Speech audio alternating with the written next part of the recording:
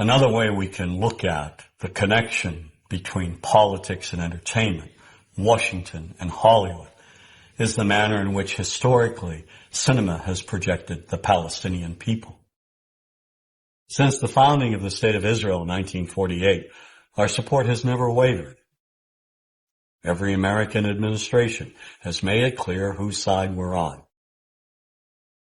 In contrast, Washington's policymakers have failed to support the millions of Palestinians who have been made refugees and who have lived lives of poverty and squalor as a result, while policies impact opinions. So equally unjust is how Hollywood has presented the conflict. Movies repeatedly depict Palestinians as terrorists, making it seem that all Palestinians are evil. Made in America, Colonel.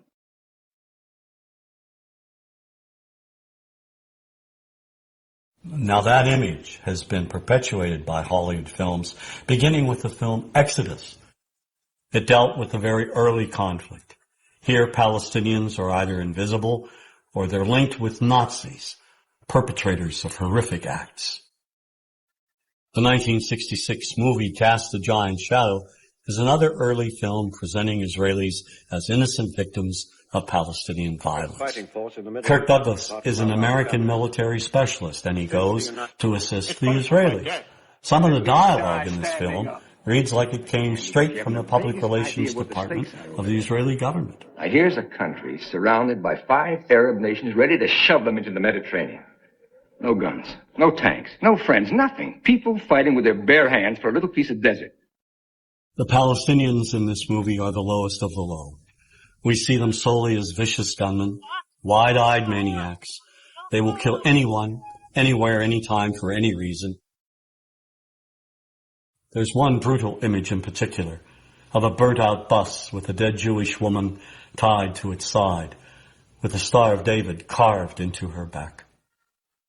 And when the Palestinians finally speak, they mock and psychologically terrorize another woman trapped in a bus.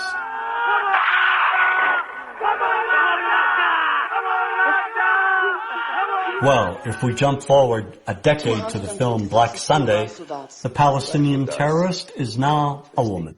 Striking where it hurts them most, where they feel most at home. She flies the Goodyear blimp into a Miami stadium and tries to wipe out 80,000 Americans at the Super Bowl. She cold-bloodedly eliminates anyone in her path.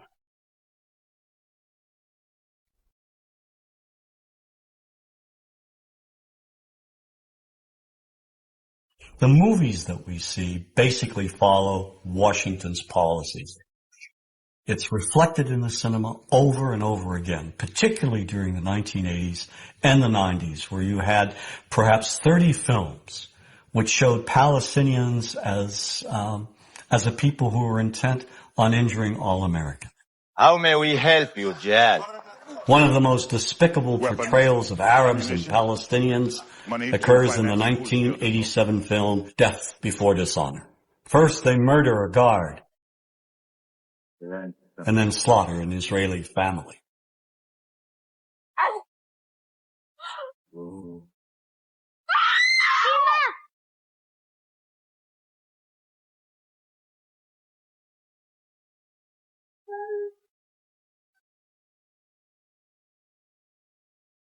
They kidnap and torture an American Marine, and in cold blood execute another.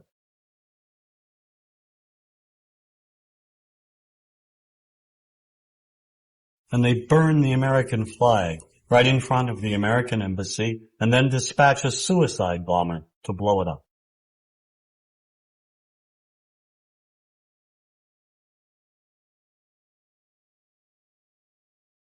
One reason we've not been allowed to empathize with any Palestinian on the silver screen is due to 2 Israeli producers, Menachem Golan and Yoram Globus.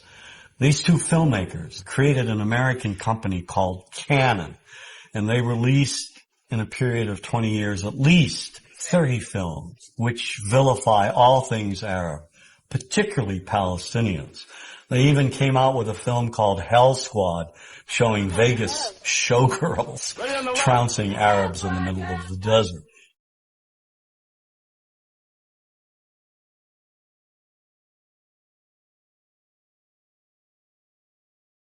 I think the most effective film they've ever done, one of the most popular and most racist, is The Delta Force. Here Palestinians hijack a plane and terrorize the passengers, especially the Jewish ones. Pick out the passport with Jewish names. There is no form of communication more powerful than film in creating propaganda, and Golan and Globus took it to another level. Certainly American producers play a role in vilifying Palestinians. I mean, perhaps the most anti-Palestinian film is True Lies. This apparently is the same group which just detonated a nuclear bomb in the Florida Keys. Crimson Jihad will rain fire on one major U.S. city each week until our demands are met.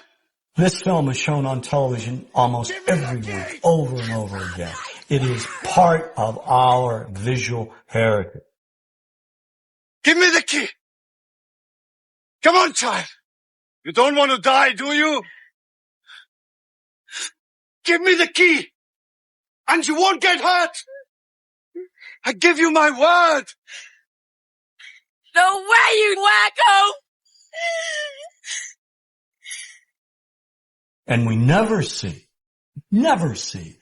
Palestinians who suffer under occupation, Palestinians in refugee camps, Palestinians who are victimized, who are killed, innocent Palestinians.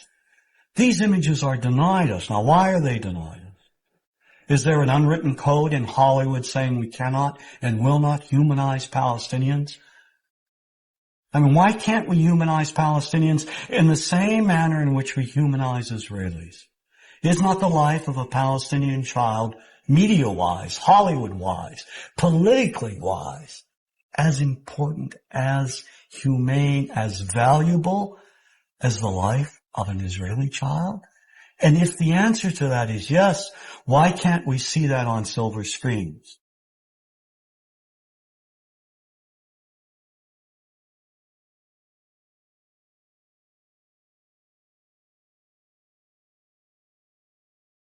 To solidify Washington's connection with Hollywood, simply look at the films produced in cooperation with the Department of Defense, showing our men and women in the armed forces killing Arabs at random.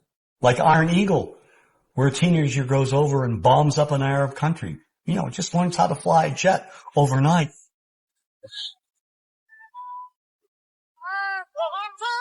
And then, of course, Navy SEALs, where Charlie Sheen goes over to Lebanon and obliterates scores of Arabs. All right, Chief. Let's go tag him and bag him. Of all the Department of Defense films, the one that will stand the test of time as being the most racist is Rules of Engagement.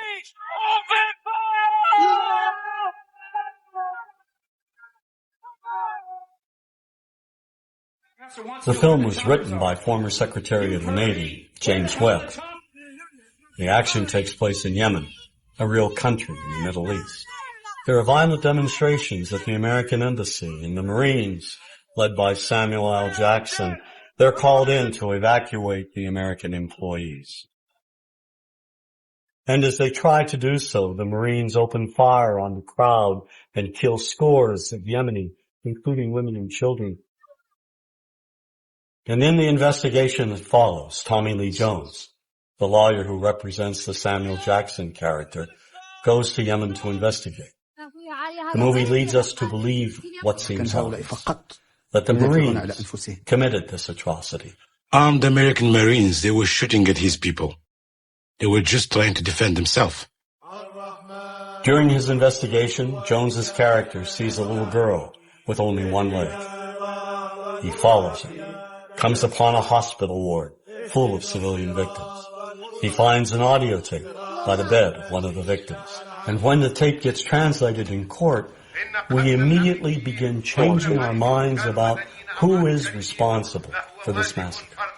To kill Americans and their allies, both civil and military, is duty of every Muslim who is able. We discover that the Yemeni civilians aren't so innocent after all. It turns out they fired on the Marines first. And in a moment that will live in Hollywood infamy, we suddenly learn that the little girl we've been sympathizing with, the very girl whose humanity and innocence may have broken down our stereotypes, well, she's no better than those other Yemeni terrorists. As a result, when Samuel L. Jackson delivers the key line, Where's the motherfuckers? we're now on his side.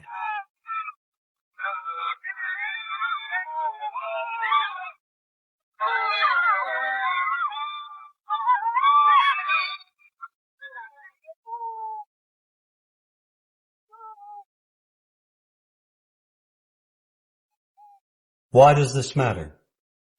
Because in the end, the massacre of even women and children has been justified and applauded.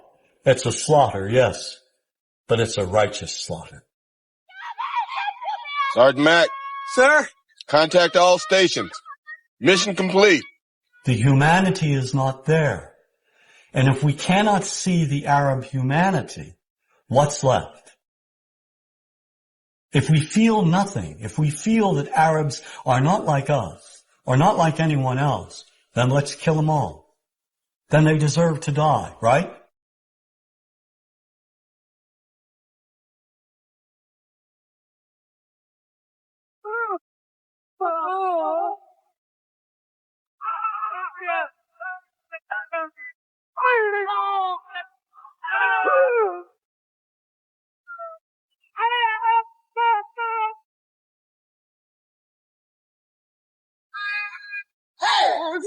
What's the outcome?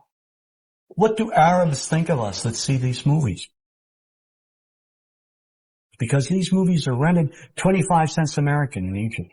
Movies showing us killing them. What do they walk away with? Does this bring us closer together? Does this advance peace or does it separate us? You're fired.